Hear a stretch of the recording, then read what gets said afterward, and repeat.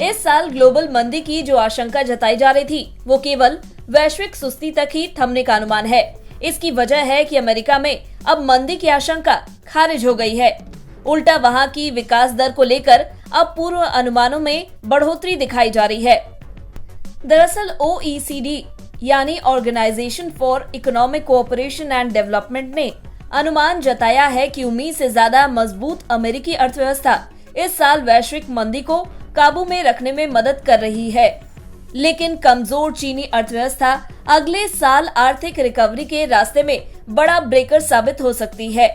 हालांकि अमेरिका के मजबूत प्रदर्शन ने दुनिया को इस साल मंदी से तो बचा लिया है, लेकिन इसके बावजूद EU और दूसरी प्रमुख अर्थव्यवस्थाओं के कमजोर प्रदर्शन के असर से आर्थिक सुस्ती का साया गहरा गया है। OECD के मुताबिक पिछले साल ग्लोबल विकास दर 3.3% रही थी, लेकिन इस साल वैश्विक ग्रोथ सुस्त होकर 3% रह सकती है। हालांकि ये नया अनुमान जून के आउटलुक से बेहतर है, क्योंकि तब OECD ने इस साल के लिए वैश्विक ग्रोथ का अनुमान महज 2.7% लगाया था, लेकिन अब 2023 के ग्रोथ अनुमान में सुधार के बाद 2024 के लिए विकास दर का अनुमान 2.9% से घटाकर 2.7% कर दिया गया है।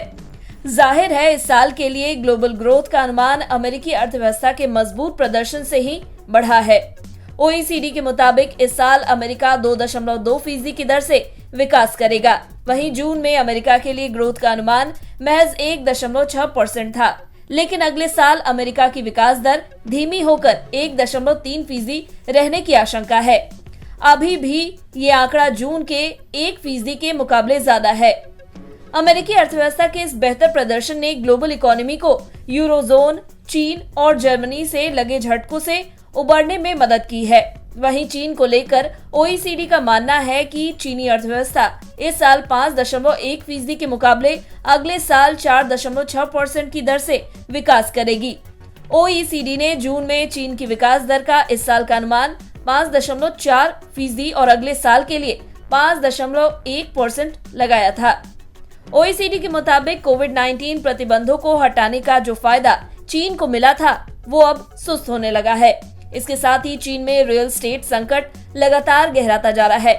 इसके अलावा OECD ने इस साल यूरोजोन के ग्रोथ आउटलुक को 0.9% से घटाकर 0.6% कर दिया है। अगले साल के लिए यूरोजोन के ग्रोथ अनुमान को 1.1% रखा गया है, लेकिन ये भी जून के 1.5% के अनुमान से कम है। अगले साल के लिए कमजोर विकास दर अनुमान के बावजूद OECD ने सुझाव दिया है कि ब्याज दरों को केंद्रीय बैंक तब तक ऊंचा बनाए रखे जब तक कि साफ तौर पर महंगाई का दबाव कम न हो जाए।